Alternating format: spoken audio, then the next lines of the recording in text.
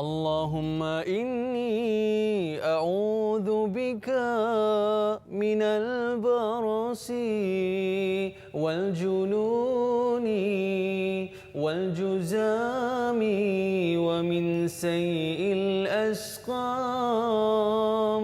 Bismillahilladzi la yadurru ma'a ismihi syai'un fil ardi ولا في السماء وهو السميع العليم.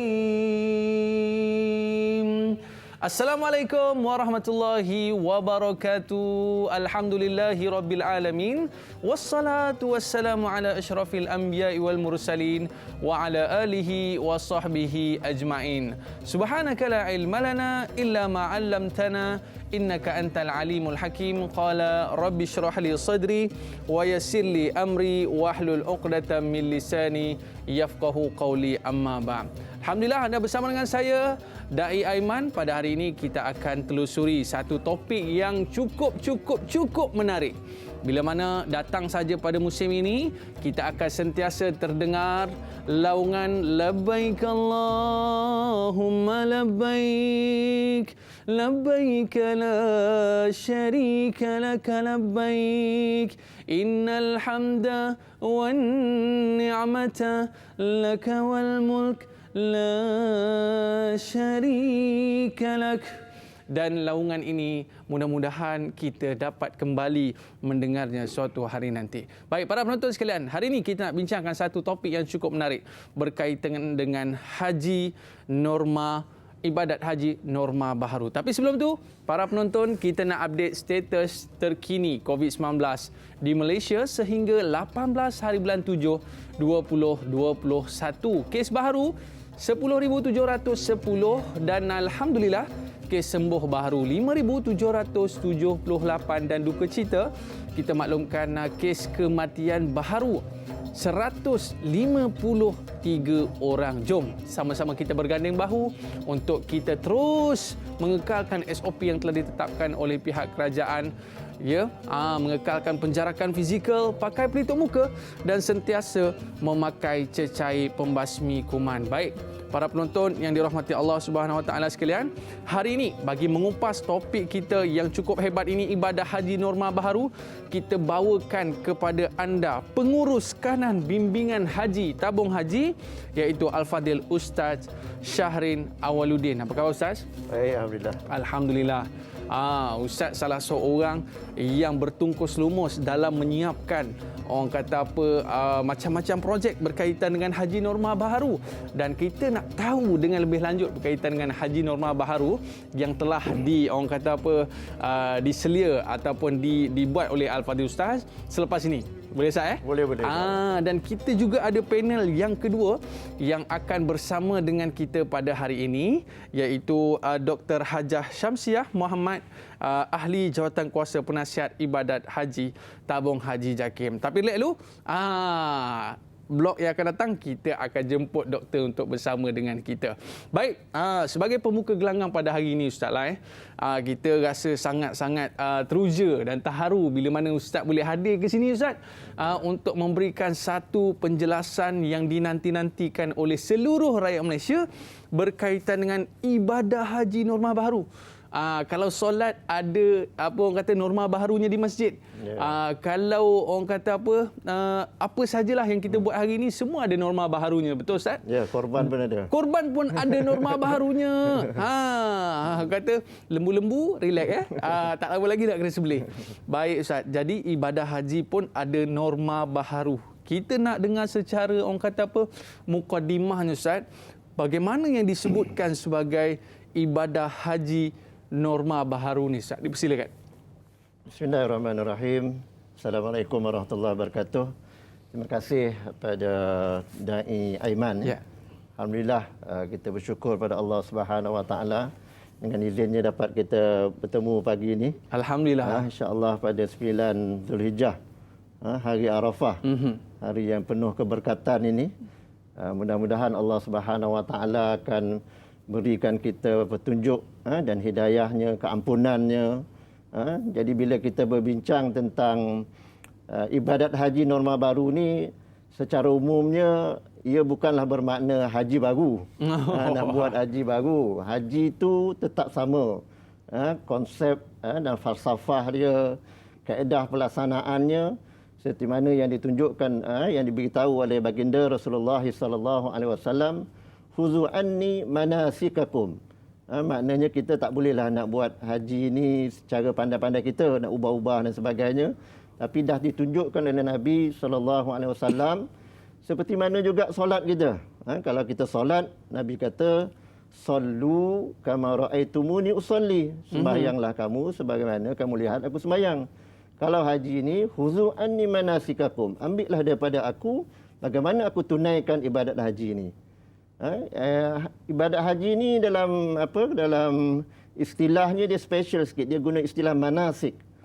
Manasik haji. Ibadat haji itu, ibadat-ibadat lain itu dia maknanya sama juga. Maknanya manasik ni pun, an-nusuk ni pun ibadat. Tapi istimewanya haji ini kalau dalam hadis-hadis Rasulullah sebut dia sebagai manasikul hajj, manasik haji, yang mana falsafah dan konsepnya sebenarnya seperti mana ibadat-ibadat yang lain.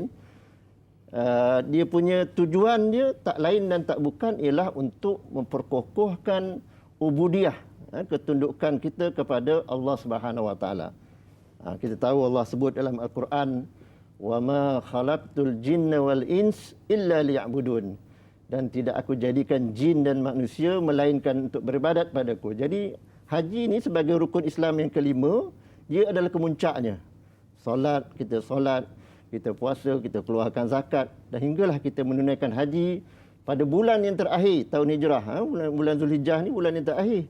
Tahun depan kita dah masuk bulan depan kita dah masuk Muharram, dah masuk tahun yang baru. Jadi cantik sangatlah maknanya haji ini dijadikan sebagai kemuncak rukun Islam, ibadat kita kepada Allah Subhanahu Wa Taala. Jadi dalam apa yang dimaksudkan norma baru ini ialah adalah sedikit sebanyak adjustment, perubahan yang kita perlu sesuaikan, terutamanya apabila berlakunya COVID, pandemik yang dah pun masuk tahun kedua ni.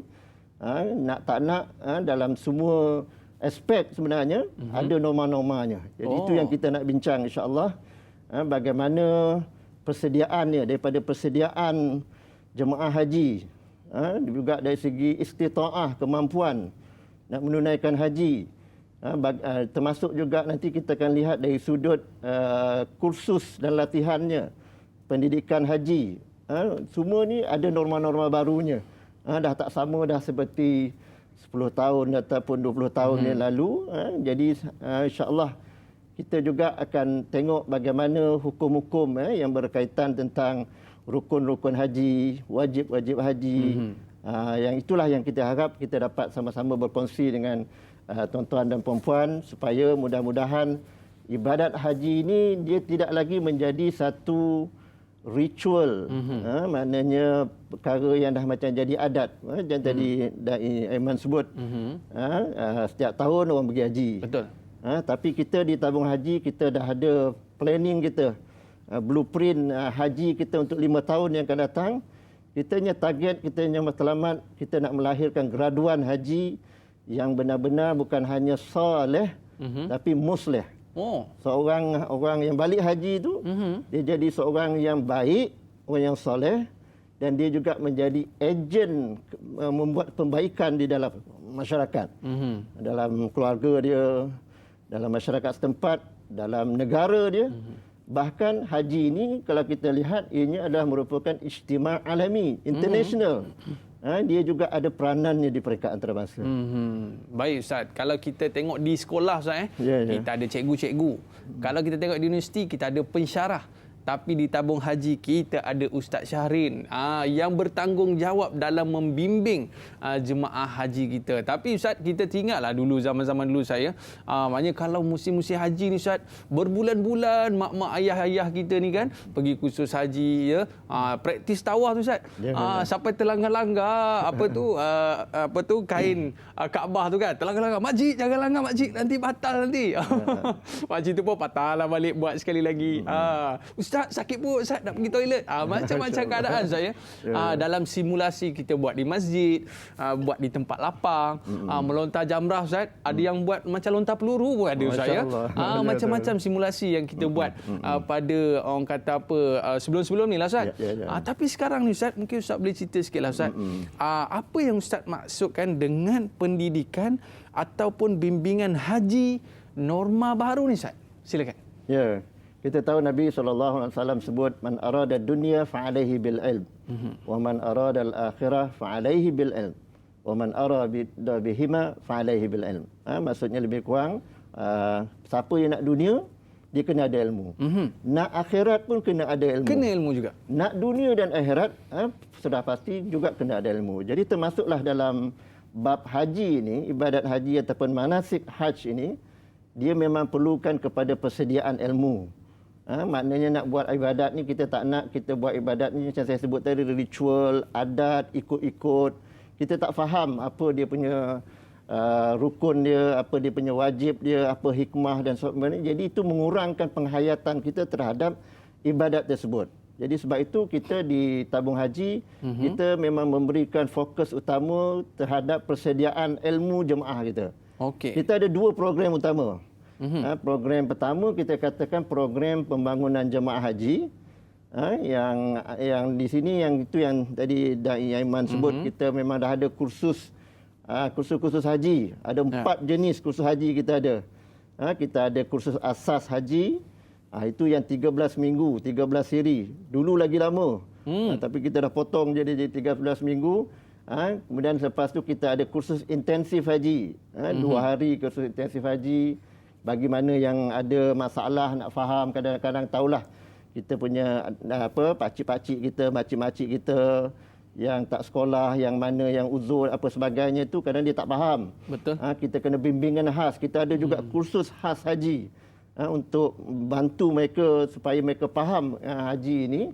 Dan akhirnya kita ada kursus perdana haji. Perdana haji. Perdana haji inilah yang kita buat di peringkat negeri. Biasanya kalau di Selangor ni sampai 5,000 orang. Kadang-kadang dekat Padang dengan Kaabah replikanya, dengan tahu apanya. Itu yang kita nak tunjukkan situasi lah, gambaran haji ni dia bukan macam ibadat yang lain, dia special, istimewa. Jadi sebab itu kita adakan kursus-kursus ni. Selain itu yang kedua kita ada kursus pembangunan pembimbing dia pula. Sebab yang melaksanakan kita punya kursus-kursus haji ini ialah kita punya apa yang kita istilahkan dia sebagai pengkursus ibadat haji tanah air. Atau ringkasnya PEKTA. PEKTA tu kita ada lebih kurang sekarang ni ada 500 orang. Di seluruh negara yang membimbing jemaah haji buat kursus dan sebagainya ni. Jadi kita ada mereka inilah yang membantu tabung haji untuk memberikan kefahaman dan ilmu bagaimana nak buat haji. Tapi mereka juga sebagai pembimbing kita ada program untuk pembangunan mereka. Kita ada program tafakuh, menelaah kitab-kitab fiqh yang berkaitan haji.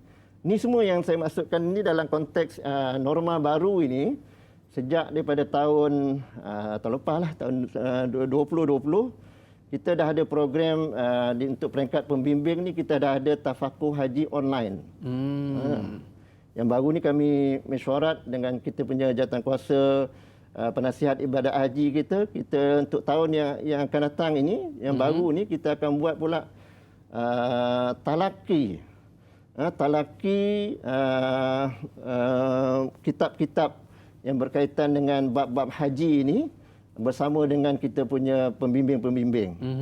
Dulu kita fikir susah nak buat, macam mana nak buat 500 orang talaki. Betul. Tapi sekarang ni dengan norma baru, dengan teknologi yang baru ni, insya-Allah kita sedang merancang untuk kita jalankan tafakuh haji secara talaki.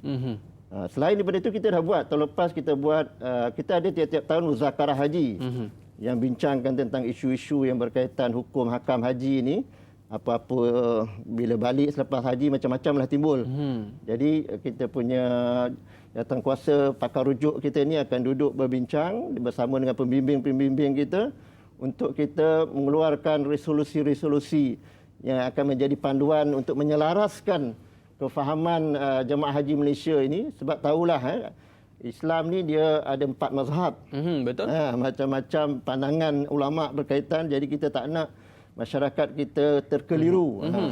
Biar dia faham betul-betul bagaimana kalau kita berpegang dengan mazhab Syafi'i, apa pandangan Imam Syafi'i. Macam mana nak melaksanakan tawaf dan rukun-rukun haji yang lain contohnya. Jadi semuanya ini kita walaupun dalam suasana pandemik yang dah berpanjangan ini, sebab itu kita develop program-program latihan ataupun kursus ni dengan norma yang barulah. Kita buat video dan yang terbaru ni kita sedang merancang untuk buat portal pula. Portal e-learning. E-learning tentang bagaimana nak, jadi maknanya haji ni nanti bukan lagi jadi agenda kepada jemaah haji yang berdaftar aja, tapi menjadi agenda ummah seluruhnya. Daripada sekolah lagi, peringkat sekolah lagi, di peringkat universiti dan juga semualah masyarakat. Sebab kita tahu dengan ilmu inilah, sebab haji ni kita tahu dia punya matlamat kita tak lain dan tak bukan ialah untuk mendapatkan keredaan dan syurga Allah Subhanahu Wa Taala. Kita punya target haji yang mabrur. Betul. Nabi kata al-hajjul mabrur laisa lahu jaza illa al-jannah. Haji yang mabrur tak ada balasan yang lain melainkan syurga. Tapi nak dapat syurga Allah ni bukan benda yang mudah. Bukan benda murah. Bukan benda yang murah.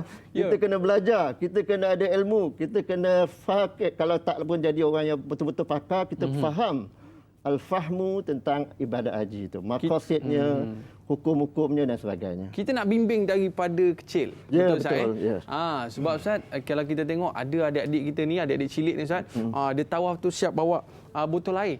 Sambil tawaf sambil minum. Dia punya orang kata latihan tu Ustaz. Baik, kita nak sambung lagi lepas ni Ustaz. Kita kembali selepas ini. Tanyalah Ustaz, biar tahu jangan keliru.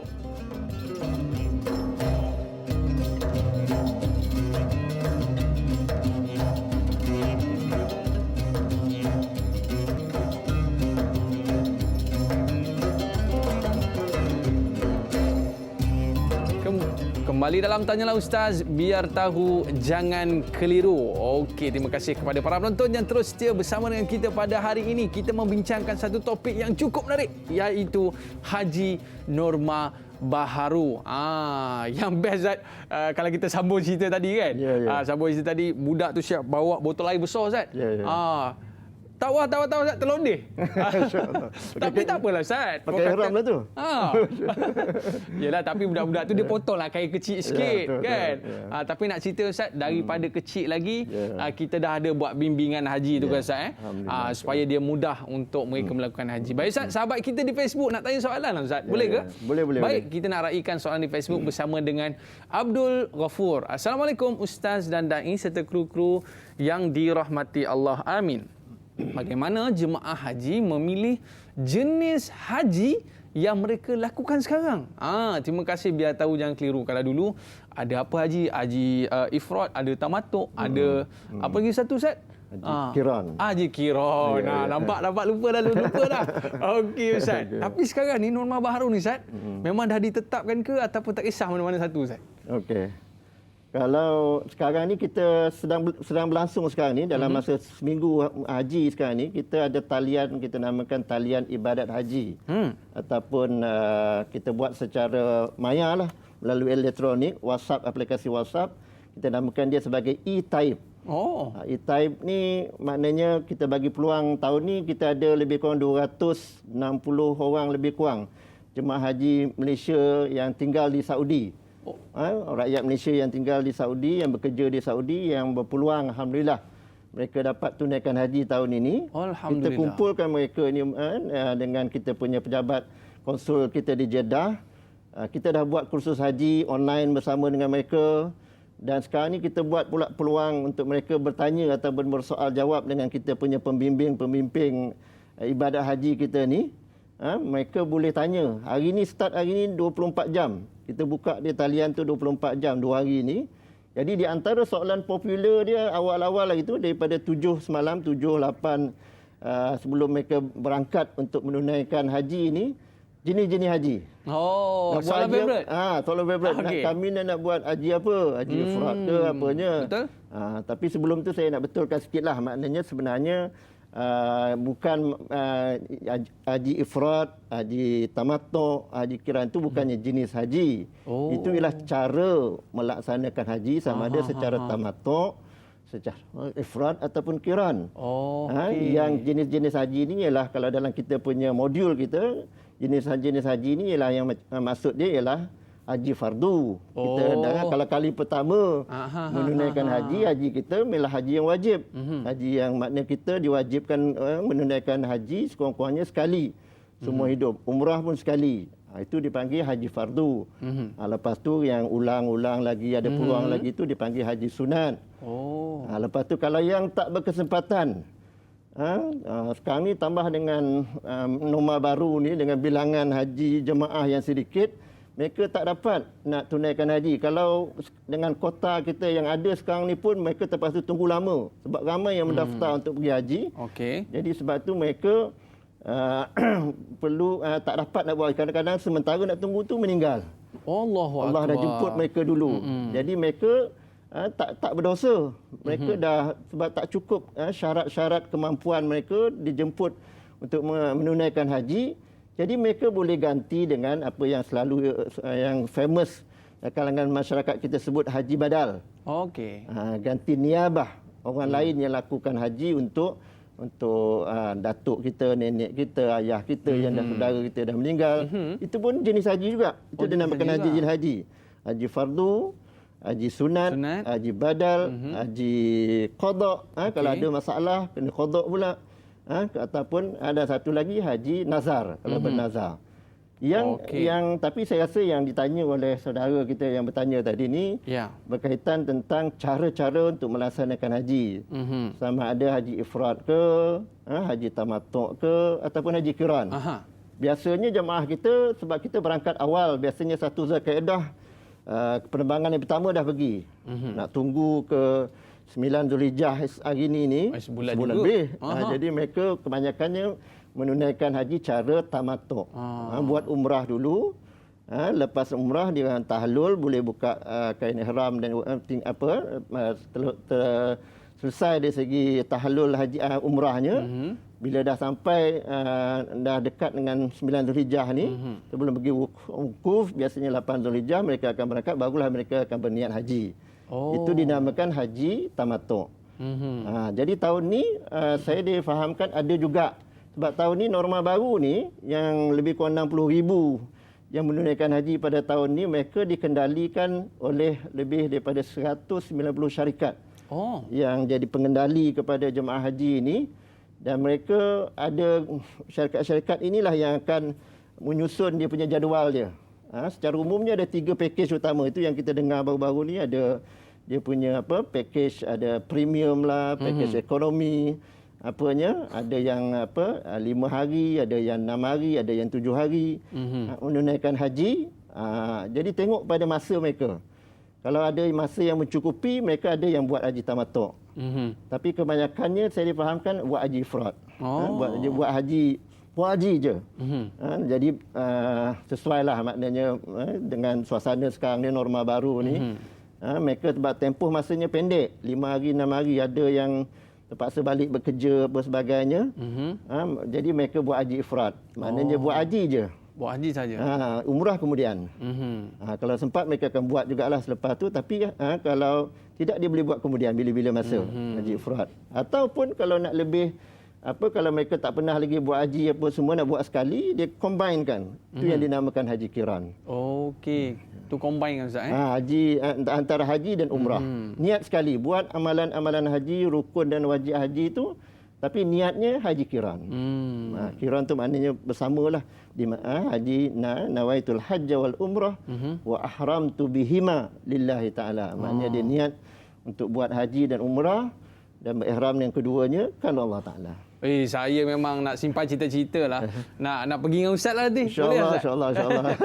Mesti best je. Okey, baik. Kita dah bersama dengan Dr. Hajah Syamsiah Muhammad, ahli jawatan kuasa penasihat ibadat haji tabung haji JAKIM. Apa khabar Doktor?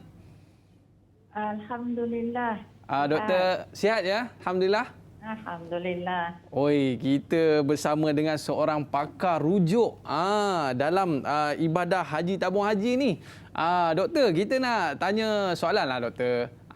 Sebagai seorang orang kata pakar rujuk ni kan. Biasa kalau kita niat haji ni biasa niat biasa je lah kan. Melainkan kalau orang tu mungkin dia jangkaan mungkin nak datang haid ni mungkin dia niat secara bersyarat. Tapi doktor, adakah jemaah haji digalakkan untuk berniat ihram haji secara bersyarat pada musim wabak sekarang ni? Maklumlah kita pun tak tahu apa nak jadi kan waktu kita melakukan haji ni. Jadi nak minta pandangan doktor. Silakan. Okey, terima kasih Dai Aiman. Okey. Berkaitan sekarang ni kita bercerita, memang realitinya kita berada dalam musim wabak, tak lega pun lagi. Dah 2 tahun dah kita berada dalam situasi ini. Jadi kerana itu pihak tabung haji bersama-sama dengan pakar rujuk ibadat haji ini berbincang, bermesyuarat bagaimana nak putuskan berkenaan niat bersyarat ni.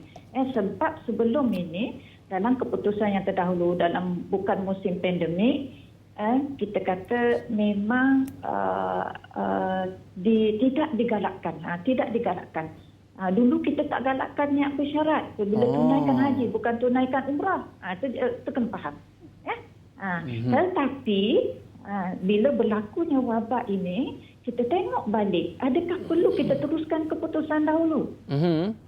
Okey, jadi kerana itu dalam Muzakarah Haji Perintah Kebangsaan ke-37 musim haji 1442 bersamaan tahun 2020 masih mana tahun lepas lah.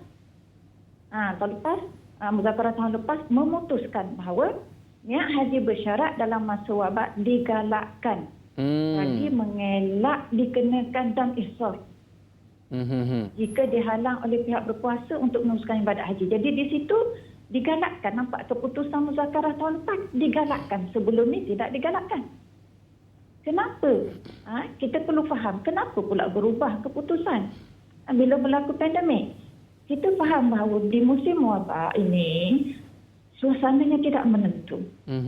Ada kebarangkalian kalau tiba-tiba wabak menyerang ke jemaah haji, maknanya berlaku jangkitan misalnya. Jadi pihak berkuasa mungkin menghalang jemaah haji daripada meneruskan haji. Jadi kalau kita andaikan jemaah haji dah berniat ihram ni, tapi dia belum nak pergi wukuf, berlaku kejadian yang tidak diingini, maknanya kita kata pihak berkuasa telah memutuskan jemaah haji tidak boleh meneruskan ibadat haji. Jadi bayangkan ketika ini, kalau jemaah haji terus dihalang, sebelum dia satunya yang kita kena ingat, bila luput haji ni dia ada kesan besar. Kesan dia sangat besar. Jadi sebelum luput haji, kalau dihalang sebelum luput wukuf, bukan luput haji, sebelum luput wukuf, maknanya sebelum tamat waktu wukuf, kalau dia masih dihalang dan masa itu memang tak ada masa, memang tak ada harapan lah, tak ada harapan untuk wukuf di Arafah. Sebab kita tahu al-hajju Arafah. Kalau tak wukuf, memang kita kata tak jadilah haji itu. Maknanya tak sah lah haji itu. Tak jadi apa dengan haji berkenaan. Jadi bila berlaku situasi ini, mana jemaah haji ditahan sebelum berlakunya wukuf, dan masa nak wukuf tu dah nak tamat, dia kena bersegera melakukan tahallul ihsar. Cuba bayangkan dalam suasana wabak. Tapi doktor, tapi doktor, masalahnya doktor, orang ni dia tak berniat syarat ni doktor. Tapi masalahnya adakah kalau kita lihat sekiranya jemaah haji ni dia tak berniat bersyarat dan terhalang macam doktor sebutkan tadi, bolehkah dia melakukan tahallul ihsar tu doktor? Okey, sebelum saya menjawab tu boleh tak Dani Aiman saya nak jawab sikit tentang contoh tahallul niat bersyarat. Sebab ini penting. Boleh. Untuk jemaah dia tahu. Okey, sebagai contoh ringkas sahaja sebelum saya masuk pada soalan yang kedua tu. Okey, contoh niat bersyarat ni ialah sahaja aku mengerjakan haji kerana Allah Ta'ala dan berihram, sahaja aku mengerjakan haji dan berihramlah aku dengannya kerana Allah Ta'ala. Sekiranya aku dijangkiti COVID-19 ataupun dihalang oleh pihak berkuasa, maka aku akan bertahallul. Kita guna perkataan bertahallul di sini. Bila kita guna perkataan bertahallul, ini cadangannya, bukan menggunakan seperti biasa, sekiranya saya menjadi halal, sekiranya aku menjadi halal. Sebab kalau guna perkataan aku menjadi halal, otomatik berlakunya sekatan terus keluar daripada ihram. Jadi kita tak nak dia luput haji dia tu. Jadi dengan menggunakan perkataan tahallul, masih ada masa untuk berfikir sama ada perlu segera bertahallul ataupun tidak. Sebab proses bila kita guna perkataan aku akan bertahallul, bermakna bila dia bergunting dengan niat tahallul barulah dia jadi halal. Okey, itu penting perlu difahami. Kenapa kita cadangkan guna perkataan bertahallul bukan halal. Okey, berbalik kepada soalan nombor 2. Boleh ya saya teruskan? Boleh. Silakan Doktor. Okey. Kalau mereka yang tak niat bersyarat ni pula, kemudian dia dihalang daripada meneruskan ibadat haji. Jadi boleh tak dia tahallul ihsar? Boleh ke tak tu Doktor? Memang. Jadi memang diharuskan. Sebab kalau kita tidak diharuskan, bermakna dia akan tetap berada dalam ihram sebab dia dah niat. Dia dah niat tadi, niat biasa saja, tidak niat bersyarat. Kalau niat bersyarat, bila dia halang, dia bergunting, guna kita sebut bila dia bergunting dengan niat tahallul, dia halal lah. Tapi sekarang ni dia tidak niat bersyarat. Okey. Tiba-tiba disekat. Bila disekat ataupun dia halang meneruskan haji, macam mana dia nak keluar daripada ihram tu? Jadi caranya ialah dengan melakukan tahallul ihsar, iaitu dengan melaksanakan dam ihsar. So dam ihsar ini adalah termasuk dalam kategori dam tertib dan taklif, di mana dia ikut susunan. Pertama, dia kena sembelih kambing. Kalau tak mampu, dia kena beli makanan mengikut kadar nilai seekor kambing itu. Kalau tak mampu juga, baru pergi kepada yang ketiga, iaitu berpuasa sebanyak bilangan cupak makanan yang boleh beli dengan nilai seekor kambing itu. Mungkin lebih daripada 30 hari ke ataupun tengok pada nilai-nilai kambing. Masa tu 400, kita agaklah sekarang ni dalam saya dengar dalam 400, 500 pun mungkin sekarang lebih mahal dalam suasana pandemik ini, mungkin 500. Dengan 500 tu boleh beri berapa cupak makanan asasi di Mekah. Okey. Dan dam ini mesti ditunaikan di mana ia tertahan. Ini dam ihsar. Kalau dia tertahan, ingat tak yang tahun lepas pada tahun 2019 di mana mereka yang mengerjakan haji furoda tersangkut, tidak boleh meneruskan.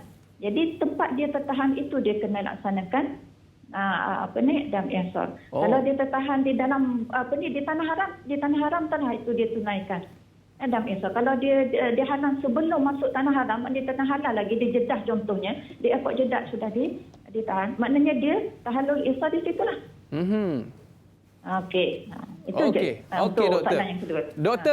Doktor ada sebut satu benda tadi, iaitu Al-Hajj Arafah. Maknanya Arafah ni kalau kita tak buat, maknanya tak dikira haji. Betul Doktor? Okey. Jadi soalannya Doktor, kalaulah sebelum daripada Arafah kita terhalang dari melakukan haji dan kita tak sempat nak Arafah ni, kita kena kodok ke tidak Doktor? Tapi lepas ni boleh Doktor? Boleh? Okey. Jadi para penonton, kalau nak tahu jawapannya, kekal setia bersama dengan kita di dalam Tanyalah Ustaz. Biar tahu, jangan keliru. Kita berehat seketika.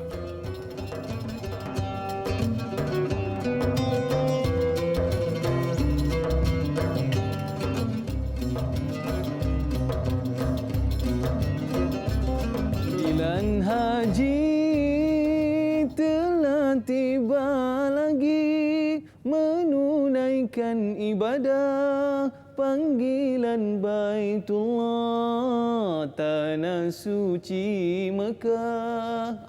Cukup sampai situ Okey Pak Ustaz, teringat bila lagu seperti ini Ustaz? Inilah orang kata keadaan ketika mana di musim haji norma baru ni Ustaz.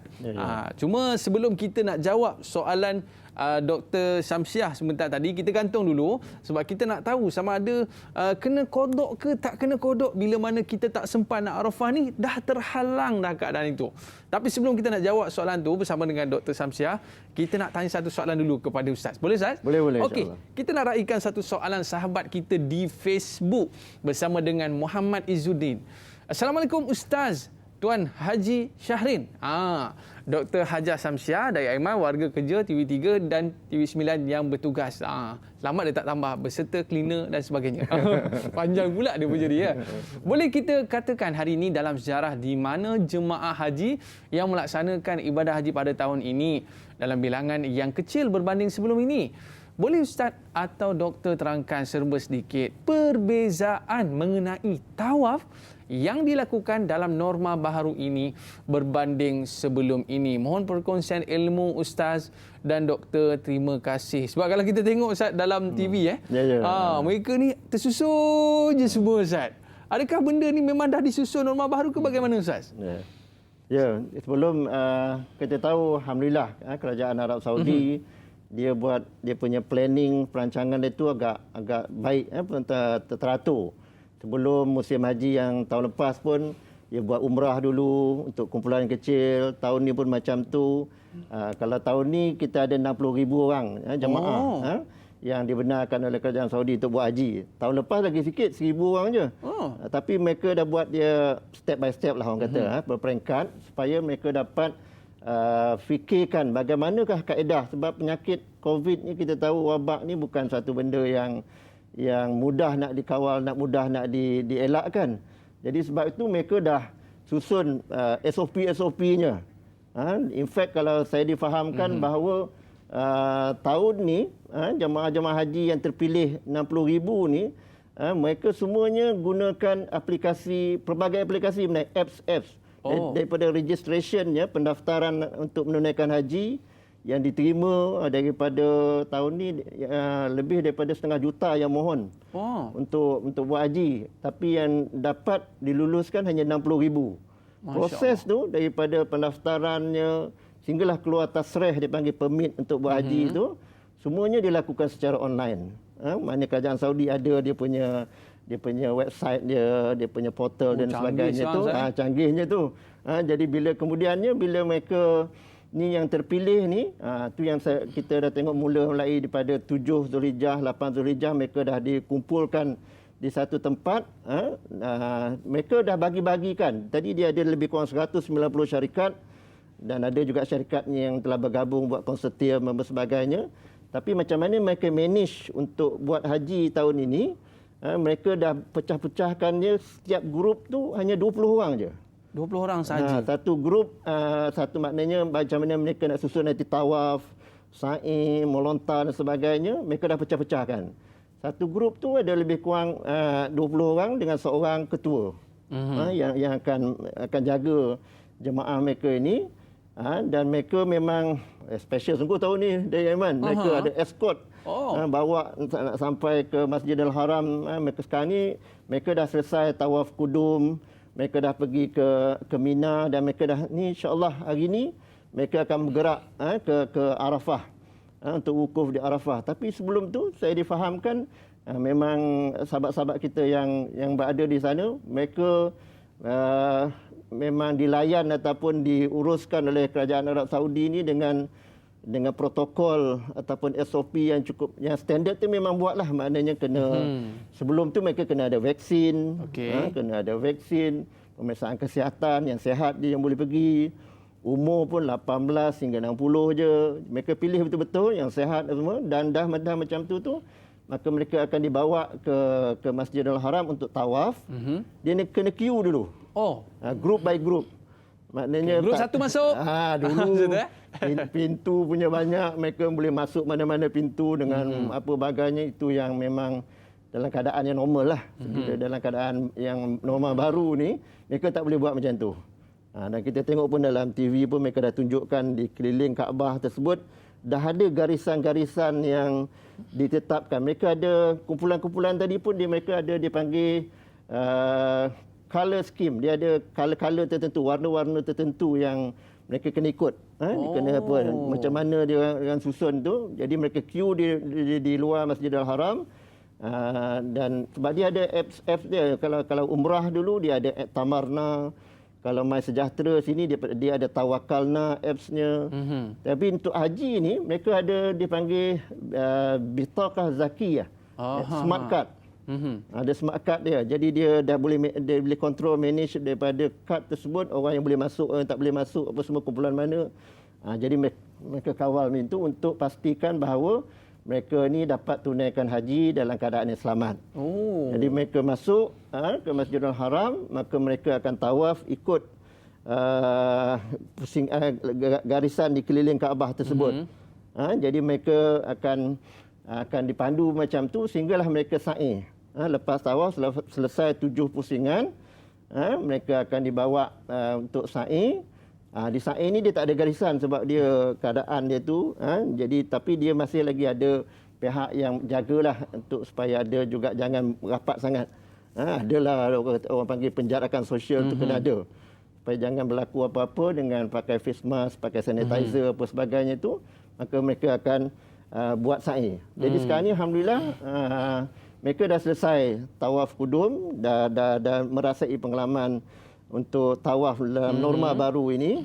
Kemudian mereka dah buat sa'i, dan sekarang ni dia akan pergi wukuf dan lepas ni dia akan pergi melontar pula. Okey Ustaz, kita teringatlah Ustaz. Sebab apa, kalau kita tengok biasalah orang Arab ni dia susah nak, orang kata apa, nak sistematik ni payah. Tapi disebabkan hikmah ni Ustaz, semua jadi sistematik. Torik haji, torik haji. Masya-Allah. Tak ada bunyi-bunyi macam tu lagi Ustaz. Semua dah lapar, dah cantik semua. Baik Ustaz. Kita nak tanya soalan kepada Dr. Syamsiah. Kita nak raikan soalan di Facebook bersama dengan sahabat kita Siti Hasliza. Assalamualaikum Ustaz dan Da'i. Soalan saya, nak kepastian dan penjelasan supaya tak keliru sekiranya jemaah haji dihalang daripada mengerjakan wukuf di Arafah dan dia dah bertahlul ihsar sebelum tamat waktu wukuf. Adakah Da'i wajib qada? Saya dia suruh saya pula kan, wajib qada haji tersebut. Terima kasih Daun Keladi. Selamat Hari Raya Haji. Amboi, dia berpantun pula. Okey. Jadi soalan ni kita gantung tadi bersama dengan Dr. Syamsiah. Macam mana ni doktor? Tapi doktor pun kena pantun jugalah. Silakan doktor. Aduh, berat ni aku. Tak pandai nak pantun spontan. Okey. Jika boleh saya jawab. Okey. Baik, silakan doktor.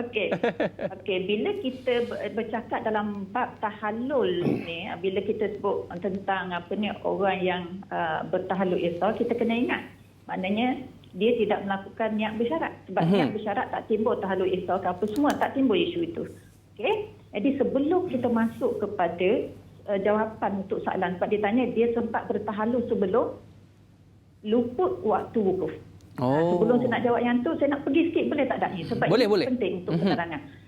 Kalau dia tak niat bersyarat, kemudian dia halang daripada berwukuf dan dia tak sempat nak tahallul ihsar sebelum tamat waktu wukuf, bermakna dia wajib qada haji tersebut. Tak kira haji yang dia tunaikan itu haji sunat ataupun haji wajib.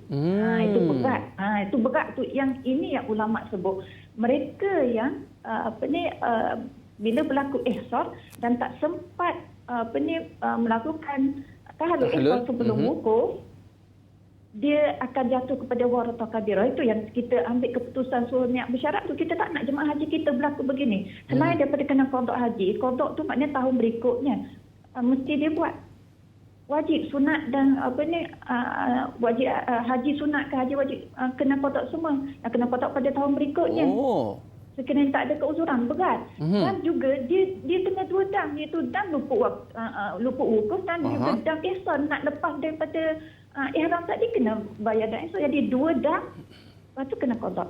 Berbeza dengan mereka yang sempat bertahallul ihsar, sempat sembelih contohnya, sempat melakukan dam ihsar sebelum wukuf, bermakna haji dia tu sama ada sunat ataupun wajib diqada. Maknanya tidak dituntut untuk qada dengan segera pada tahun dia. Berbeza dengan orang yang luput tadi. Orang yang luput wukuf tadi. Dan bagi mereka yang sempat bertahallul ihsar sebelum wukuf ini, mereka ini tak wajib qada. Tetapi kita kena ingat dari sudut haji wajib ini, walaupun dia tak wajib qada, Tapi adakah dari sudut kewajipan haji itu gugur terus ke daripada zimmah dia? Mana lepas ni dia tak perlu tunaikan haji ke? Tidak. Kita tengok kepada dua senario. Secara ringkas saya nak sebut, sekiranya dia memang maknanya kewajipan itu dah mustaqil. Mustaqilnya sebagai contoh mudah nak faham macam ni. Dia sudah dapat tawaran haji daripada tabung haji. Pada tahun katakanlah 2021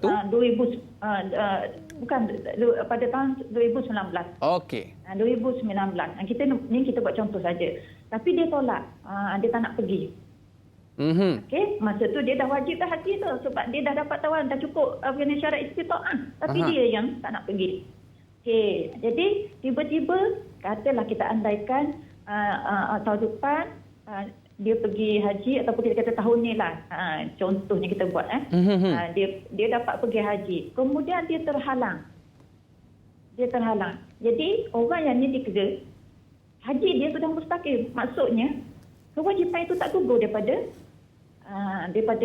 tanggungan dia. Maknanya dia kena tunaikan juga haji wajib dia tu. Lagi tak tunai tak beres tadi. Maknanya macam dia tak tunaikan haji lagi, mana rukun Islam tu belum selesai lah. Berbeza dengan orang yang dia mustaqil, yang mana kewajipan dia tu belum lagi mustaqil, belum kita kata establish, belum mantap. Contoh dia macam ni saya nak bagi. Katalah tahun depan dia dia dapat pergi haji. Kita doakan tahun depan dapat pergi haji. Tapi dia tak, itu kira pertama kali dia baru, bukan tawaran kedua, bukan tawaran ketiga, bukan tawaran keempat. Itu pertama kali, itu baru cukup syarat istitaah pada tahun 1443 Hijrah. Dia pergi haji, kemudian tiba-tiba ditahan. Jadi haji dia tu maknanya dia sudut kewajipan haji tak mustaqim, mana tak akan gugur daripada tanggungan dia, mana tak wajib dia tunaikan haji kecuali setelah cukup kembali syarat istitaah. Maknanya kalau kita tak ikut betul-betul doktor, tak pasal-pasal kena pergi sekali lagi pada tahun depan kan. Jadi sebab tu kena faham kena faham betul-betul lah apa yang disebutkan dan apa yang telah digariskan oleh pihak tabung haji. Baik, Ustazah. Sekejap Ustazah, sekejap doktor pun boleh lah ya. Okey doktor. Kita nak tanya sikitlah.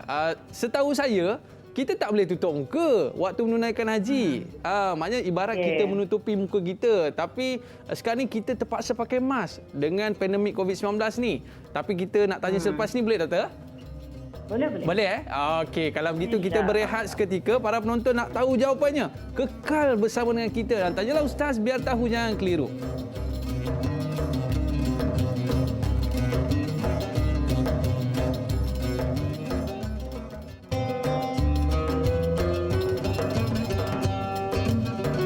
Kembali dalam Tanyalah Ustaz, biar tahu jangan keliru.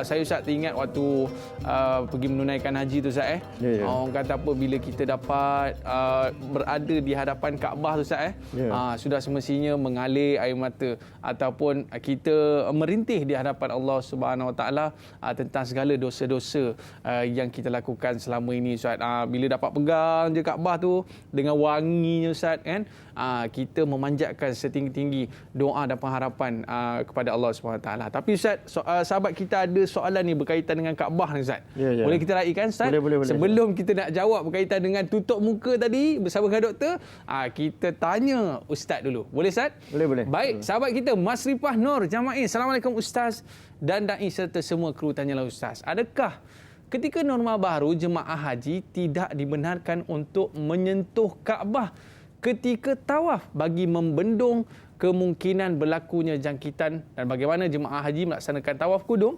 mengelilingi Kaabah pada hari pertama dengan mengamalkan penjarakan sosial? Mohon pencerahan Ustaz. Terima kasih. #biar tahu jangan keliru. Yalah, kalau dah sentuh-sentuh tu kan Ustaz, bahaya juga. Betul. Dipersilakan Ustaz. Okey, tadi saya dah sentuh dari Mas Rifah berkaitan tentang cara tawaf. Memang ada penjarakan sosial je lah. Dah ada garisan dia, kena ikut urutan dia dan sebagainya. Tak macam dululah. Dulu kalau kita nak tawaf, Masya-Allah, bertolak-tolak lelaki perempuannya dengan apanya. Jemaah yang daripada Afrikanya, daripada Turkinya, daripada Indianya, macam-macam. Kita kalau kita yang badan kecil-kecil ni teruk jugalah. Saya biasa ikut negro. Kalau ikut negro selamat sikit. Itu dia punya tip lah supaya selamat daripada orang langgar kan. Tapi sekarang ni dah ada penjarakan tersebut. Jadi alhamdulillah, saya dulu memang termimpi-mimpi lah boleh satu masa nanti kita boleh tawaf dalam keadaan yang apa kan. Allah tunjuk rupa-rupanya dalam setahun dua ni jadi boleh tawaf dengan cara sistematik, dengan cara teratur, aman dan sebagainya kan. Cuma masalahnya bilangan lah, tak dapatlah nak ramai. Betul. Sedangkan jemaah kita ramai kan. Jadi berkaitan tentang soalan apa tadi ni, sentuh Kaabah. Tawaf ni dia ada syarat-syarat dia, ada cara kaedah dia, ada apa sebagainya. Antaranya dia kena keliling tadi itulah tujuh pusingan bermula dengan penjuru Hajar Aswad dan dia kena di luar Kaabah, tak boleh masuk kawasan Hijr Ismail dan juga di tepi tu dia panggil Syazarwan, dekat bawah Kaabah tu ada dia punya macam lantai dekat sambungan dengan apa tu, tak boleh pergi ke situ. Jadi kalau sentuh Kaabah di situ kita dah seolah-olah masuk ke kawasan Kaabah. Jadi batal, tawaf dia batal. Jadi kena ulang balik. Kena ulang balik dia punya apa tu. Jadi sebab itu kita bukan hanya sebab norma baru atau pandemik, kalau dalam suasana baru pun kita tak dibenarkan untuk menyentuhkan Kaabah. Jadi ini antara isu yang kita didik jemaah kita, sebab kadang-kadang dia tengok orang, ikut orang. Orang lain tu boleh buat sentuh, pegang apa. Kalau dia bukan dalam tawaf bolehlah. Dia sentuh, dah selesai itulah. Dia dah selesai tak apa. Tapi kalau dia dalam tawaf kudum ke seperti sebutkan tadi, dia boleh membatalkan tawaf dia kerana dia menyentuh Kaabah tersebut. Maknanya Ustaz, kalau daripada sudut norma baru ni Ustaz, rasanya mungkin mereka pun tak bagilah untuk menyentuh Kaabah dan okeylah, orang kata boleh tawaf, boleh sa'i pun kira dah okey dah tu. Okey Ustaz Baik, kita nak bersama dengan Dr. Syamsiah untuk menyelesaikan isu ini. Tutup muka boleh ke tidak ni? Jadi sahabat kita nak bertanya di Facebook ni berkaitan dengan isu ini. Latifah Aida, Assalamualaikum. InsyaAllah satu topik yang menarik untuk dibicarakan. Semasa musim wabak, semua jemaah haji diarah memakai pelitup muka sebab patuh SOP pihak berkuasa. Adakah jemaah haji wanita dikenakan dam kerana memakai pelitup muka tersebut? Mohon pencerahan Ustaz ataupun doktor. Salam Aidil Adha 1442 Hijrah. Okey doktor. Kalau dulu memang kalau pakai pudah pun kadang-kadang disuruh memang kena buka lah kan kalau kita menunaikan haji, betul doktor kan? Tapi sekarang tak nak semua kena pakai pudah kan?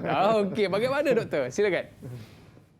Okey, terima kasih Dan Aiman. Okey. Kita tahu bahawa dalam mazhab Syafi'i hanya orang perempuan saja tak boleh tutup muka masa ihram ni. Orang lelaki macam ustaz ada masalah, tak kena dam. Ya ke?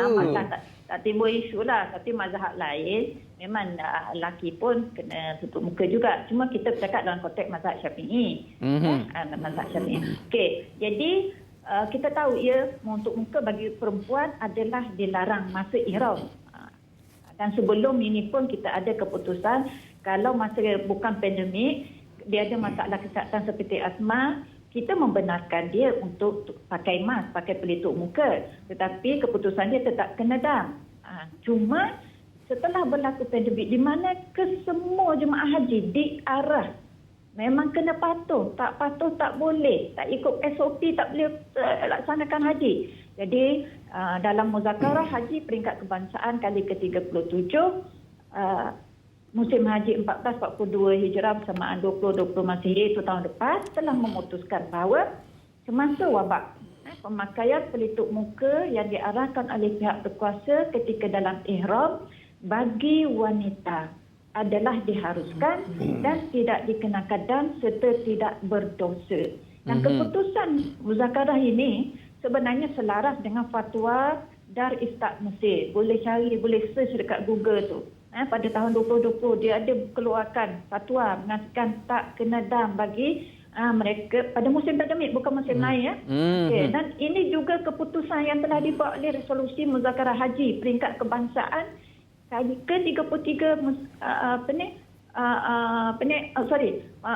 oleh saya silap sebut oleh kita kata keputusan yang diputuskan oleh Majlis Fatwa Kebangsaan. Selaras juga yang memutuskan bahawa di musim wabak pemakaian mask itu diharuskan dan tidak dikenakan dam.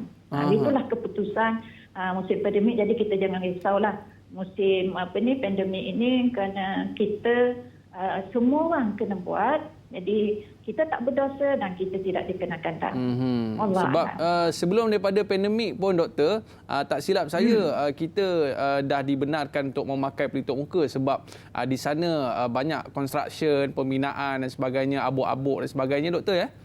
Sebelum daripada dibenarkan tapi kena dam. Kena dam.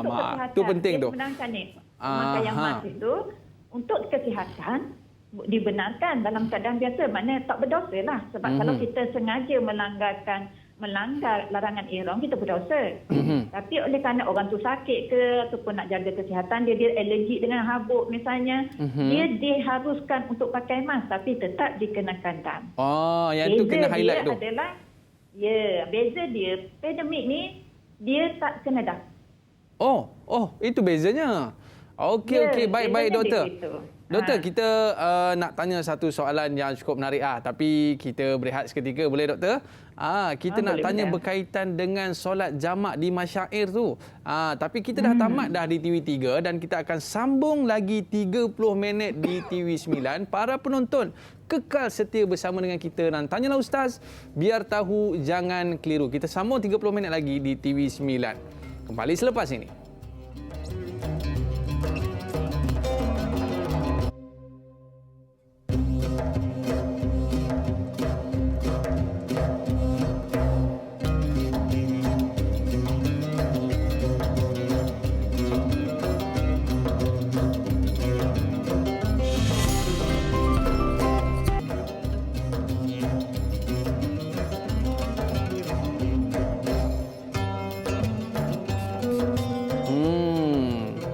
Barulah selamat sikit. Tadi pegang merata Ustaz. Macam tu. Wangi Ustaz. Saya punya ni memang wangi sikit. Sebab apa Ustaz? Sambil kata kita boleh cuci tangan, sambil-sambil tu kita boleh jadikan pewangi Ustaz. Macam-macam jenis sekarang hand sanitizer Ustaz. Tapi Ustaz, saya ada satu kemusykilan sikit lah Ustaz berkaitan dengan hand sanitizer ni. Bukan setakat saya je, kawan saya pun ada kemusykilan ni berkaitan dengan hand sanitizer ni, cecair pembasmi kuman. Kita nak raikan soalan di Facebook ni. Dia nak tanya pasal cecair pembasmi kuman ni Ustaz. Mohaimin P. Assalamualaikum dan selamat pagi kepada Ustaz, Da'i dan kru. Tanyalah Ustaz, saya ingin bertanya, apakah hukum memakai hand sanitizer yang ada bau wangi selain alkohol semasa dalam ihram? Itu saja soalan saya, mohon penjelasan. Yalah Ustaz, kita tak silap saya lah Ustaz. Waktu kita berihram ni dia tak boleh wangi-wangi, tak silap saya Ustaz. Tapi masalahnya macam saya punya hand sanitizer ni Ustaz, dia wangi. Macam mana nak buat tu Ustaz? Alhamdulillah. Masyarakat kita secara umumnya itulah, dengan pendidikan haji, bimbingan haji, penerangan tentang macam-macam media sekarang ni bercakap tentang haji ni, walaupun tak pernah pergi haji lagi, tapi dia dah faham dah sikit sebanyak bahawa bila buat haji dalam ihram tak boleh pakai benda-benda yang wangi-wangi ni, minyak wangi semua tak boleh. Jadi memang soalan ni memang selalu sangat. Jemaah kita tanya, bukan hanya hand sanitizer ni, tapi burus gigi pun, ubat gigi. Ubat gigi pun sekarang ada bau wangi juga. Shampoo rambut, sabun mandi, boleh tak Ustaz? Tanyalah Ustaz kan. Tanyalah Ustaz. Bagaimana hukum dia? Kena dam ke tidak? Alhamdulillah, maknanya jemaah kita boleh nampak di situ cukup prihatin. Betul. Mereka nak jaga pastikan supaya haji mereka ni diterima oleh Allah Subhanahu Wa Taala. Paling kurang sah, makbul, untuk dapatkan haji yang mabrur ni, mereka kena faham bahawa apa yang dilarangan dalam ihram tersebut tak boleh buat. Sebelum saya jawab soalan ni, kita kena faham dulu konsep dan falsafah itu. Kenapa Islam Nabi tak bagi wangi-wangi ni? Kenapa? Supaya kita bila kita buat tu kita sedar, kita bukan hanya nak tahu hukum dia boleh ke tak boleh, tapi haji ni memang satu ibadah yang dia memerlukan wang, kemampuan keuangan dan juga tubuh badan, dan dia juga adalah merupakan jihad. Persediaan maknanya untuk untuk pastikan bahawa agama Allah Subhanahu Wa Taala ini umatnya umat yang bersedia untuk berjihad, bersungguh-sungguh melakukan sesuatu kerja dan sebagainya kan. Jadi sebab itu bila buat haji kita tak dibenarkan benda-benda yang tabarruj, berhias-hias, berwangi-wangian. Sebab kita nak satu lagi haji ni dia nak mengingatkan kita tentang hari akhirat. Macam sekarang hari ni kita di Arafah, di padang, kita mengingatkan tentang padang mahsyar, berdepan dengan Allah Subhanahu Wa Taala. Jadi sebab itu kita tak nak, sebab itu orang lelaki semua disunatkan pakai ihram warna putih, pakai pakaian ihram dia sendiri apa kan, supaya semua spirit ataupun semangat haji ini mengingatkan kita tentang hakikat bahawa nanti kita akan kembali kepada Allah Subhanahu Wa Taala. Hidup kita di dunia ni adalah sementara, tapi kita nak supaya kita kembali kepada Allah Subhanahu Wa Taala dengan kita mematuhi. Yang tadilah kita taat apa yang Allah perintah, buat apa yang Allah suruh, tinggalkan apa yang Allah larang. Jadi termasuklah hand sanitizer ni pun antara soalan yang dibincangkan dalam muzakarah haji kita. Macam Dr. Syamsiah sebut tentang tadi ni face mask kan, mask. Kita bincang juga tentang face, apa dia panggil, shield. Face shield. Yang tutup muka depan tu pun ada hukum dia, pun boleh dibenarkan juga sebab dia tak melekap ke muka. Jadi termasuk juga hand sanitizer ini, sebab dia macam tadi dia punya elah dia, dia dibenarkan kerana dia untuk kesihatan. Kalau itulah rahmahnya agama Allah ni. Betul. Kalau ia nak menjaga tujuannya untuk kesihatan nyawa manusia, memang dibenarkan. Dia kembali kepada maqasid tu sendiri. Kembali kepada maqasid tersebut. Walau bagaimanapun tadi itulah, kita kalau walaupun tadi Dai Aiman sebut memang sekarang ni di pasaran macam-macam jenis hand sanitizer, nak macam-macam perisa ke macam-macam bau ada. Tapi kalau kita boleh elakkan, lebih baik kita elakkan. Betul. Kita carilah hand sanitizer yang tak berbawang ni. Tapi kalau tak ada, memang itu yang kita ada, boleh gunakan. Tapi di Masjid Arafah ni Ustaz, dia orang kata di kemah-kemah waktu ketika itu Ustaz, keluar perfume original. Betul. Perfume original Ustaz. Betul. Okey, baik. Jadi kita nak pergi haji ni, kita perlu ada duit dan kita perlu ada simpanan. Jadi kita ada satu pesanan untuk anda semua dari Agrobank. Okey. Agrobank menawarkan Agro Farah Ai. Dapatkan bonus tambahan secara bulanan sebanyak 50% daripada jumlah keuntungan, yakni hibah dengan akaun simpanan Agro Farah Ai. Tertakluk kepada terma dan syarat. Ar-Rahnu Agrobank. Gadai emas anda di Agrobank sekarang sambil menikmati margin pembiayaan sehingga 80%. Daripada nilai semasa barang kemas emas dan kadar keuntungan yang dikenakan adalah serendah 55 sen sebulan. Tempoh kempen ini sehingga 30 September 2021. Tertakluk kepada terma dan syarat. Zaman sekarang ni kalau nak pergi haji, kena simpan duit lebih sikit Ustaz sebab harganya pun dah berbeza. Baik Ustaz, kita nak bersama dengan Dr. Syamsiah. Dr. Syamsiah ni kita seronok sebab menjadi pakar rujuk kita dalam ibadah haji ni. Sahabat kita nak tanyalah Doktor, Farah Dianti di Facebook. Assalamualaikum semua warga Tanya Ustaz TV3. Saya ingin mendapat pencerahan semasa musim wabak, adakah pelaksanaan solat jamak tamam semasa di masyair masih boleh dilakukan, sedangkan kesesakan tak berlaku ketika tidak ramai jemaah? Adakah kita boleh buat jamak juga ni ketika di masyair ni? Macam mana doktor? Iyalah, kalau kita waktu kita kebiasaan sebelum ni memang kita buat jamak lah. Sebab berlaku kesesakan tu, tapi sekarang ni tak sesak pun, so tak perlu jamak kot rasanya. Apa pandangan doktor? Itu sebenarnya Aiman dah bagi jawapan tu. Ya ke? Okey, dia sebenarnya macam ni. Memang betul sebelum ini disebabkan bilangan yang ramai jemaah haji yang sampai angka juta, dan kita lihat di situ bahawa kesesakan berlaku.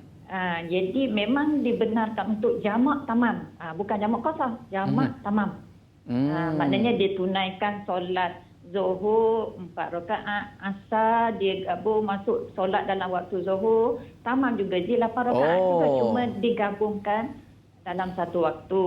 Kalau jamak takdim, takdim lah. Kalau takhir lah.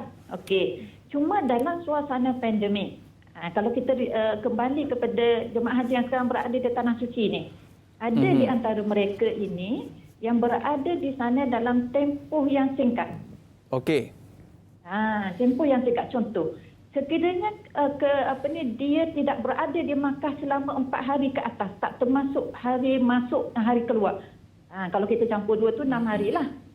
Mana kalau dia tak berada di Makkah tu, dah Tanah Suci 4 hari ke atas, katalah dia berada 3 hari saja di sana.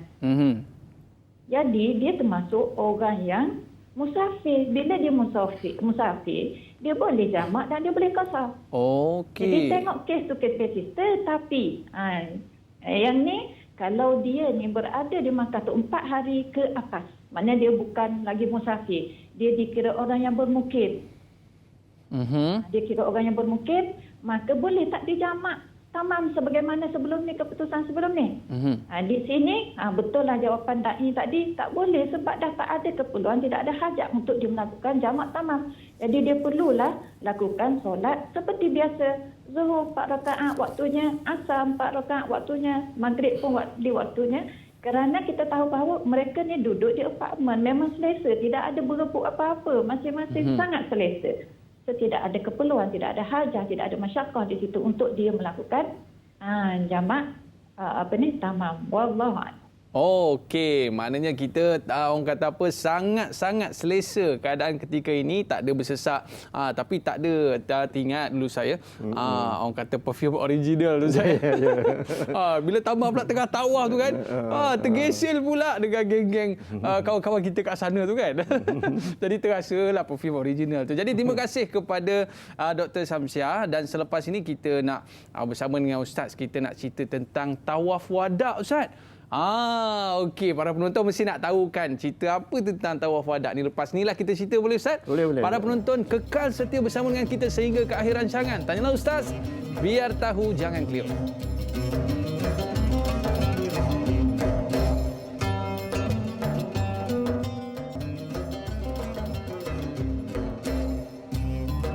Rukun Islam 5 perkara, wajiblah kita menunaikannya.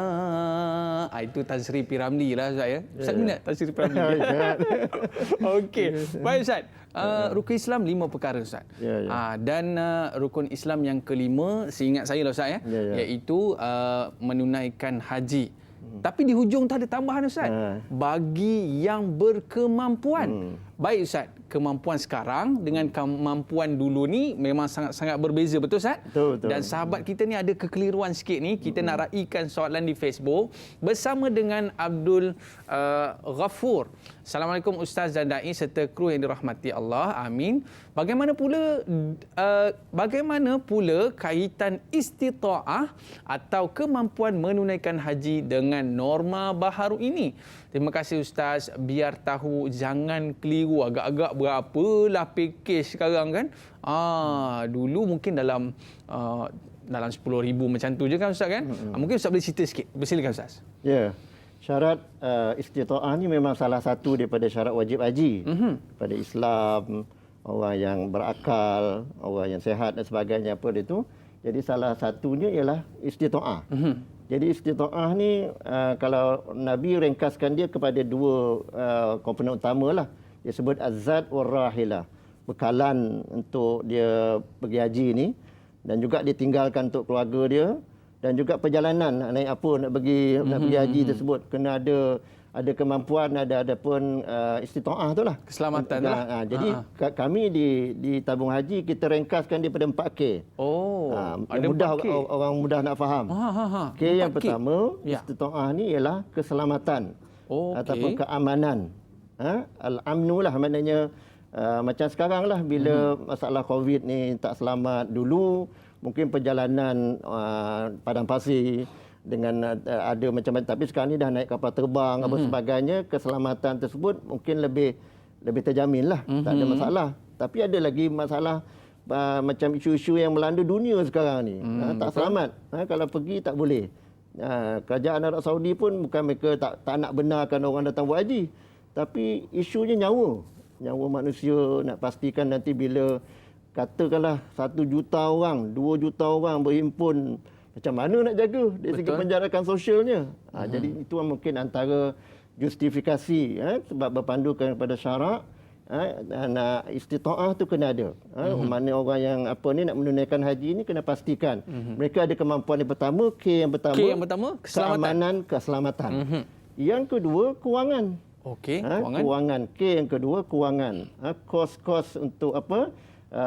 Bila kita nak pergi haji, kita perlukan tiket kapal terbang. Nak bayar tiket. Lepas tu di sana kita perlu menginap di hotel. Di hotel-hotel ataupun di kemah-kemah yang apa pun kita kena bayar. Kemudian kita juga perlukan makanan, sajian. Kalau dulu kita punya jemaah kita dia puratanya lebih kurang 40 hari akan berada di Tanah Suci, di Mekah dan di Madinah. Jadi kita boleh kira lah berapa kos yang ditanggung. Tabung haji kita dah buat calculation. Memang kos untuk menunaikan haji setakat sebelum pandemik dulu dah lebih daripada RM22,000 seorang. Itu kos lah secara langsung tu, yang tak masuk kos-kos kursus apa semua ni, pembimbing, doktor yang kita sediakan tak masuk. Tapi yang direct kepada jemaah, maknanya tiket jemaah, hotel dia, makanan dia dan benda-benda yang asas tu 22,000 dah dengan cukai-cukai yang dia kena bayar dan sebagainya punya. Jadi dah lebih 20,000. Tapi jemaah kita, jemaah haji muassasah, yang mereka punya bayaran hajinya hanyalah 9,980, tak sampai 10,000. Jadi maknanya tamu haji menampung lebih daripada 50% untuk jemaah haji nak cover kos ni. Jadi kalau masa pandemik ni, saya difahamkan bahawa dulu kita boleh letak jemaah satu bilik 4 orang, 6 orang. Sekarang ni tak boleh dah. Sekarang berapa orang? Sekarang ni paling ramai pun 4 orang. Itu pun tengok bilik, tengok saiz. Kalau bilik besar lah Tapi biasanya sekarang ni 2 orang je. 2 orang sebilik. Macam dulu package apalah. Kalau dulu 8 orang, 10 orang. Besar dengan apa je, dengan kemah dia pun 4 orang je. Dengan apa sebagainya. Sebab dia ada saiz dia penjarakan kena buat apa sebagainya. Termasuk juga pengangkutan bas. Kalau dulu 40 orang kita boleh masukkan, sampai 40 lebih, 41 bas kan. Tapi sekarang ni separuh je, 20 orang je. Satu grup tadi tu 20 orang, satu bas. Bergerak daripada Mekah ke Mina, Mina ke Arafah, Arafah pergi Mina balik, Mina ke Mekah balik. Jadi kos tu semua, sebab itu dalam tahun ni package yang ditawarkan oleh kerajaan Arab Saudi untuk 60,000 orang jemaah tahun ni minimum RM13,000. Masya Allah.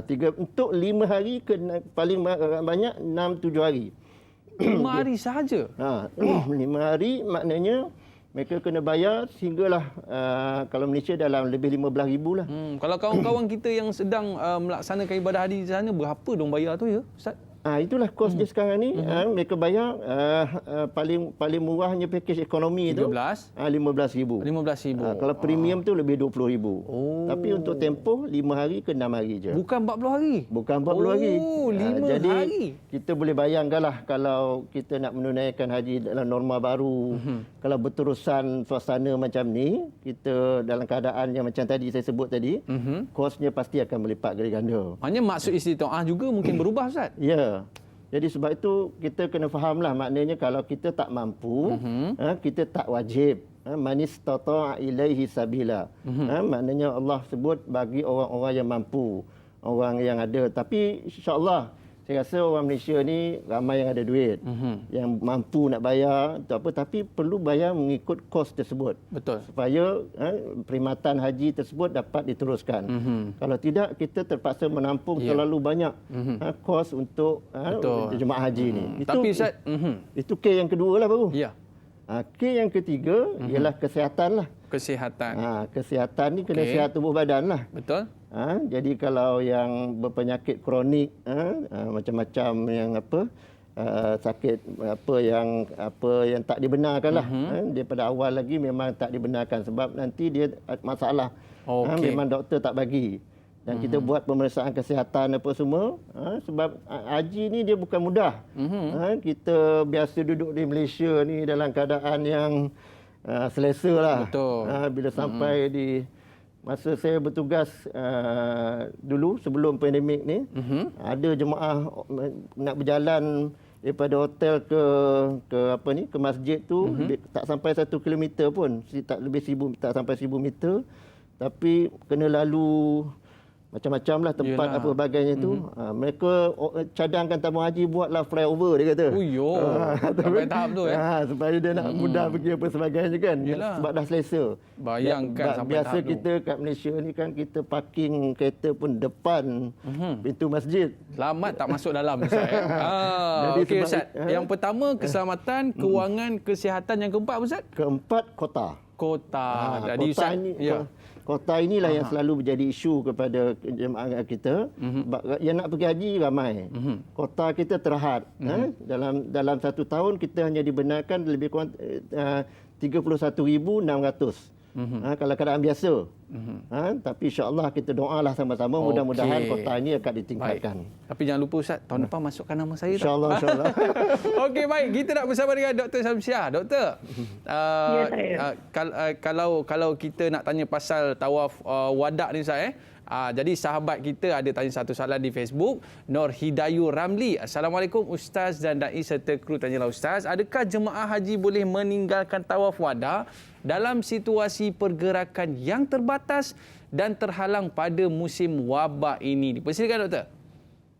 Terima kasih Dai Aiman. Kita nak cakap pasal tawaf wada' dan sesuai dengan di penghujung program Tanyalah Ustaz, kita pun nak wadah juga Tanyalah Ustaz ni. Betul. Okey.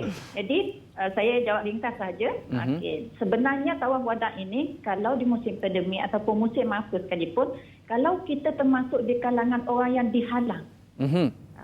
Mana kita disekat, tidak dibenarkan untuk melaksanakan tawaf wada'. Jadi kita boleh meninggalkan tawaf wada' tersebut. Kita tak berdosa dan kita tak perlu bayar dam. Jadi jangan risau. Jadi dalam musim ini kalau katalah tiba-tiba kalau tak salah ingatan saya Dai Aiman pada tahun lepas saya tak pasti, mungkin Ustaz Syarin boleh takkitkan bahawa tawaf wada' itu memang tidak dibenarkan kalau tak salah ingat saya pada tahun lepas. Jadi jangan risau jika dihalang, jika kita mana pihak berkuasa tak benarkan kita, bukan kita sengaja saja tak nak buat, maka kita termasuk dalam golongan orang yang dikecualikan untuk menunaikan tawaf wada'. So jangan risau, tak berdosa, tak kena dam. Kita tengoklah soalan favourite Ustaz. Ustaz, makcik lupa beli tasbih dengan minyak wangi ni. Tapi makcik dah tawaf wada' dah. Boleh ke Ustaz? Okey Ustaz. Itu biasalah orang kata tawaf wada' ni orang kata dah tak boleh buat apalah. Sahabat kita Ustaz nak tanya soalan terakhir. Boleh Ustaz? Boleh. Assalamualaikum Ustaz dan Dai. Bagaimana pengurusan jenazah bagi yang meninggal di sana Ustaz? Dipersilakan Ustaz. Saya baru hubungi sahabat saya yang sedang berada di Mina sekarang, baru ni. Semalam saya tanya dia macam mana pengurusan jenazah pada masa pandemik ni. Dan dia kata memang diuruskan oleh syarikat yang menguruskan kumpulan jemaah ni. Dia memang ada tim dia, kalau berlaku kematian, jemaah akan diuruskan secara khusus oleh syarikat tersebut dan akan dikubumikan di makam syuhadnya di tempat biasalah di Mekah tersebut. Jadi tak ada masalah sebenarnya. Jemaah kita pun ramai yang doa nak meninggal di Mekah dan pelbagai. Tapi kalau ditakdirkan umurnya sampai ajalnya di tanah Mekah, insya-Allah kalau kita ada memang pihak yang kalau masa pandemik ni dengan apa dipanggil SOP protokol tertentu tu, macam mana kita lihat di Malaysia ni, di sana pun ada tim dia. Okey, baik Ustaz. Mungkin sedikit Ustaz kita nak tahu juga apa hikmah sebenarnya Ustaz bila terjadi situasi seperti ini Ustaz, banyak benda-benda yang berlaku dan bila mana suatu musibah melanda ni sebenarnya Allah nak mengajar kita sesuatu. Mungkin sedikit pada Ustaz. Ya, itulah. Saya rasa tahun 2020 ni Dulu masa 30 tahun yang lepas kita ingat inilah Vision 2020. Wawasan 2020. Tapi bila sampai 2020 kita lihat kita berada dalam suasana pandemik untuk kita seperti mana Dai sebut tadi, pasti setiap yang berlaku tersebut ada dia punya hikmah dan pengajarannya. Apa yang penting bagi saya kita kena bersifat ijabi, positif. Tafaul, kita positif dan tak pesimis. Bahawa segala yang berlaku tu macam sekarang banyak benda yang kita boleh review balik, semak balik dari segi istitaahnya, kemampuan kita, dari segi macam mana kita nak melaksanakan tawaf, rukun-rukun haji yang lain, wajib-wajib haji, dam, ilmu kita kena mantapkan supaya jangan nanti timbul masalah kita buat haji tersebut. Kita rasa macam kita tak selesa. Bila dah selesai balik ke Malaysia, baru tanya balik tamu haji, sah ke sebagainya. Jadi sebab itu, masa yang ada, ruang yang ada ini, alhamdulillah, kita gunakanlah sebaik yang mungkin. Mudah-mudahan yang paling penting kita punya kita punya ibadat haji kita diterima oleh Allah Subhanahu Wa Taala. Okey Ustaz, yang penting ada ilmu Ustaz Ya. Okey, sedikit mungkin doa penutup pada Ustaz, silakan. A'udzubillahi minasyaitonirrajim. Bismillahirrahmanirrahim. Alhamdulillahirabbil alamin. Wassalatu wassalamu ala asyrafil anbiya'i wal mursalin wa ala alihi wa sahbihi ajma'in. Allahumma ij'alhu hajjan mabrura wa sa'yan mashkura wa dhanban maghfura wa amalan maqbula wa tijaratan lan tabur. Rabbana zalamna anfusana wa illam taghfir lana wa tarhamna lanakunanna minal khasirin. Wa sallallahu ala sayyidina Muhammadin wa ala alihi wa sahbihi ajma'in. Walhamdulillahirabbil alamin. Amin amin ya rabbal alamin. Terima kasih kepada Ustaz Syahrin Awaluddin, pengurus kanan bahagian tabung haji dan seterusnya terima kasih juga kepada Dr. Hajah Syamsiah Muhammad, macam mak-mak kita je kan, ahli jawatan kuasa penasihat ibadah haji tabung haji JAKIM. Terima kasih kita ucapkan. Nanti kalau raya nanti lepas pandemik ni bolehlah ajak kita beraya di rumah ya, tapi sekarang tak boleh lah Ustaz. Sebab apa? Sebab esok kita nak bicarakan satu topik penting berkaitan dengan sambutan Hari Raya Aidiladha bersama dengan sahabat saya Dai Hilman dan juga Datuk Ustaz Kazim Ilyas. Sunnah Aidiladha. Kita berakhir di sini. Saya Dai Aiman. Mohon maaf di atas lanjur kata terlajak bicara. Like dakwah, share ilmu. Assalamualaikum warahmatullahi wabarakatuh. Ila liqa, ma'assalamah.